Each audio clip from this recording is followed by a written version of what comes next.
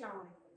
My name is Hafsa Mirza and I am studying at the University of Central Punjab in 5th semester, and today I am representing the topic infarction, which is an important pathological condition relating to the blockage of a blood vessel that causes a tissue death. अब सबसे पहले हम discuss करेंगे infarction होता क्या है। Infarction is a necrosis due to the ischemia. What is necrosis? Necrosis tissues death को, मतलब हमारे एक ऑर्गन को ब्लड सप्लाई जा रही है और अगर उस ब्लड वेसल्स में थ्रोम्बोसिस आ जाती है, कोई ब्लड क्लॉट हो जाता है, तो हमारे ऑर्गन्स को ब्लड सप्लाई नहीं होगा, जिसकी वजह से न्यूट्रिएंट्स की और ऑक्सीजन की डेफिशिएंसी होगी, मतलब इस्कीमिया होगी और अल्टीमेटली नेक्रोसिस। और नेक्रोसिस इफ अ प्रोलॉन्ग तो then develop a condition necrosis. सबसे पहले हम आते हैं इन्फॉक्शन की मेन रीजंस क्या है। ब्लॉकेज ऑफ ब्लड वेसल्स, मतलब आर्टेरियल ब्लड सप्लाई भी ब्लॉक हो सकती है और less only by venous occlusion.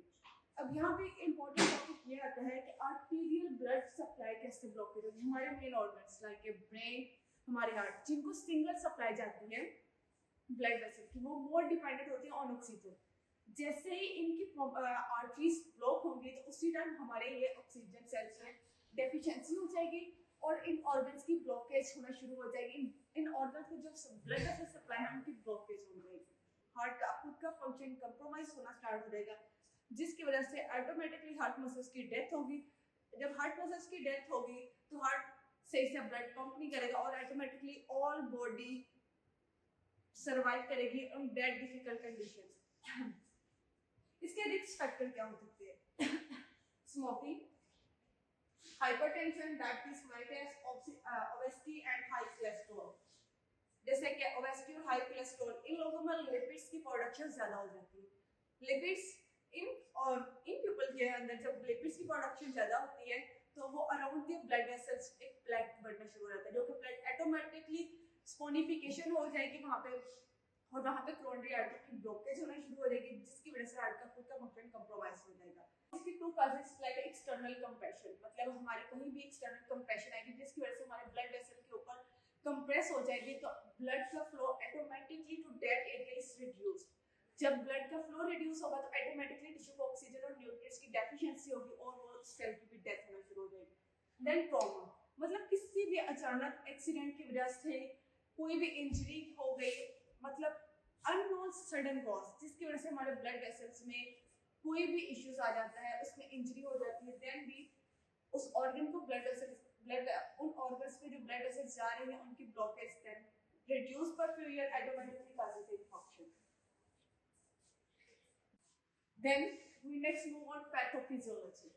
सबसे पहले जब ऑक्लूजन होगी, रिड्यूस ब्लड फ्लो, जब किसी भी ऑर्गन को रिड्यूस ब्लड फ्लो होगा ऑटोमेटिकली वहां पे ऑक्सीजन और न्यूट्रिएंट्स की डेफिशिएंसी हो जाएगी।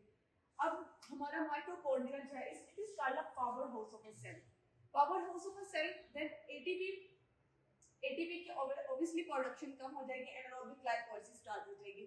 जब एटीपी की प्रोडक्शन कम होगी तो हमारे सेल मेम्ब्रेन पे एक इंपॉर्टेंट हमारे पास वो मैकेनिज्म होता है, failure of sodium potassium ATPase pump. जब sodium potassium ATPase pump dysfunction हो जाएगा due to the deficiency of ATM, just ATP के ऊपर डिपेंडेंट है। जैसे एटीपी बॉडी में कम हो जाएगी तो इसका फंक्शन भी कंप्रोमाइज हो जाएगा और इंट्रासेलुलर और एक्स्ट्रासेलुलर आयंस की डेफिशिएंसी हो जाएगी, जिसकी वजह से इनफ्लक्स ऑफ सोडियम बढ़ जाएगा और इंट्रासेलुलर कैल्शियम ज्यादा आ जाएगी, जिसकी वजह से एनारोबिक ग्लाइकोलाइसिस होगी। एनारोबिक ग्लाइकोलाइसिस की वजह से लैक्टिक एसिड ज्यादा प्रोड्यूस होगा, जिसकी वजह से हमारी बॉडी में पीएच कम होना शुरू हो जाएगी और एंजाइम डिसफंक्शन हो जाएंगे। जैसे ही एंजाइम डिसफंक्शंस होंगे तो activation of a destructive enzyme like a phospholipase, endonucleases and ATPases ये स्टार्ट हो जाएंगे और जिसकी वजह से माइटोकॉन्ड्रिया की जो मेम्ब्रेन है वो डैमेज हो जाएगी। माइटोकॉन्ड्रिया की मेम्ब्रेन जब डैमेज हो जाएगी तो leakage of intracellular enzymes like a troponin, in enzyme की जब लीकेज होना शुरू हो जाएगी तो ये अपने ही सेल की डेथ काज करेंगे, जिसकी वजह से इरिवर्सिबल सेल इंजरी हो जाएगी, जिसकी वजह से सेल डेथ होगी। अब सेल डेथ दो तरह की हो सकती है, कोएगुलेटिव नेक्रोसिस भी और लिपोफाइटिक नेक्रोसिस भी। लेटर ऑन हम आगे जाके इनको डिस्कस करेंगे कि कोएगुलेटिव नेक्रोसिस और लिपोफाइटिक नेक्रोसिस क्या हो सकती है। जब नेक्रोसिस होना शुरू हो जाएगी तो अब नेक्स्ट हमारे पास एक्यूट इन्फ्लेमेटरी रिस्पांस, लाइक अगर तो वो छोटी सी माइनर सी है तो हमारे पास न्यूट्रोफिल और मैक्रोफेजेस आएंगे, वहां पे अपना फंक्शन परफॉर्म करेंगे, जिसकी वजह वजह से वो इन सेल डेब्रिस को रिमूव करेंगे। और मे भी अगर ये प्रोलॉन्ग चलता रहे तो क्रोनिक भी बढ़ सकती है।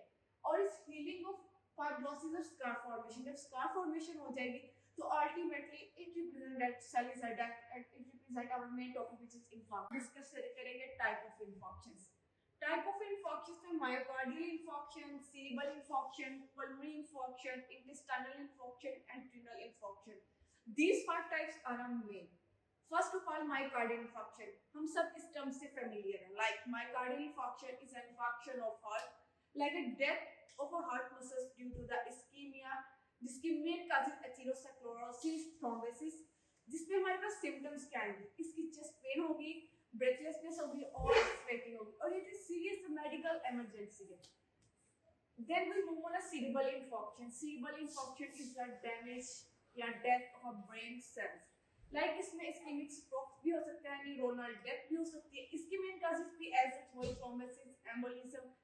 इसमें हमारे पास ये रिप्रेजेंट करेंगे, मतलब जिस इंसान को सेरेब्रल इंफॉर्मेशन होगी उसकी इनिशियल जो है सिम्टम्स वो क्या होंगी, उसको स्पीच में डिफिकल्टी हो सकती है, उसकी फेशियल ड्रॉपिंग हो सकती है, वो अपने लॉस ऑफ कॉन्शियस उसके अंदर हो सकते हैं। इसकी डायग्नोसिस, अर्ली डायग्नोसिस बहुत ज़्यादा इंपॉर्टेंट। अगर ये प्रोलॉन्ग कर जाए तो it reduced a permanent neurological damage like we know the term Parkinson disease. Then our third type is a pulmonary infarction. Pulmonary infarction क्या है, जो कि वो blood vessels जो कि lungs से जा रही है, अगर उनमें किसी भी वजह से blood supply compromise हो जाए, thrombosis हो जाए, embolisms हो जाए, हमारे lungs को blood की supply कम मिलेगी, then वहाँ पे hemorrhagic necrosis start हो जाएगी। इसकी symptoms ये है कि उस patient के अंदर fever होगा, उसको chest pain होगी, उसके अंदर ब्रेथलेसनेस होगी और ये काजेस रेस्पिरेटरी कॉम्प्लिकेशंस टुवर्ड्स ये लाइक करते हैं। Then we move on intestinal information, मतलब ब्लड वेसल्स जो कि हमारे इंटेस्टाइन तक जाती हैं। इफ वो blood vessel like a mesenteric vessel जो कि ब्लड सप्लाई लेके जाती है इंटेस्टाइनल तक, अगर वो ब्लॉकेज हो जाएगी उसमें नेक्रोसिस ऑफ इंटेस्टाइनल वॉल होगा और पेशेंट को सडन एब्डोमिनल पेन होगा, वॉमिटिंग होगी और it is a serious medical emergency. Then we move on a renal information, मतलब वो ब्लड वेसल्स जो कि किडनी तक जा रही हैं, अगर उनकी ब्लॉकेज होगी then automatically necrosis of kidney tissues होगा और it leads to the reduced renal function और it preserves kidney tissue. Then we come on to the morphological changes, मतलब जब हमारा कोई भी टिश्यू डैमेज होता है तो उससे पहले उसमें क्या-क्या चेंजेस आते हैं। First of all early no changes, मतलब अगर 24 आवर्स तक एक ऑर्गन को उसकी ब्लड सप्लाई कम मिल रही है तो उसमें ऐसा कोई भी ज़्यादा चेंजेस नहीं आएंगे। लाइक उसमें कोएगुलेटिव नेक्रोसिस अगर स्टार्ट हो जाएगी तो कोएगुलेटिव नेक्रोसिस में जस्ट लॉस ऑफ न्यूक्लाई होगा और अर्ली न्यूरोफिल इन्फिल्ट्रेशन होगी। देन अगर वही उसकी परफ्यूजन 1 to 3 डेज कंप्रोमाइज है देन वो एरिया आहिस्ता आहिस्ता पेल और येलो कलर का अपीयरेंस होगा और वहाँ पे एक्सटेंसिव कोएगुलेटिव नेक्रोसिस होगी जिसकी वजह से वहाँ पे न्यूट्रोफिलिक इन्फिल्ट्रेशन होगी। अब हम आते हैं हिस्ट्री क्या है।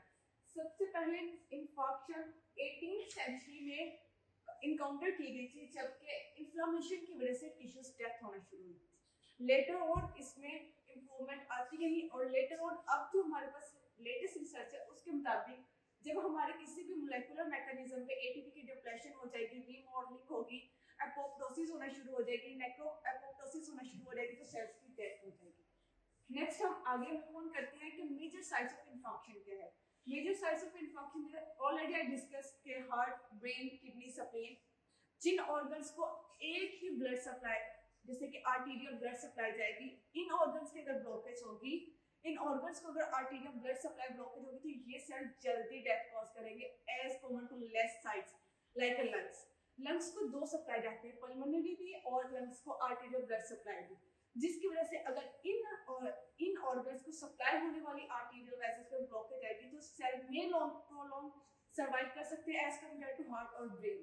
Next, it's all about infarction. Later on, आपको कोई भी infarction की terms समझना है, you just comment on my video and I later explain this on my next video. Thank you so much.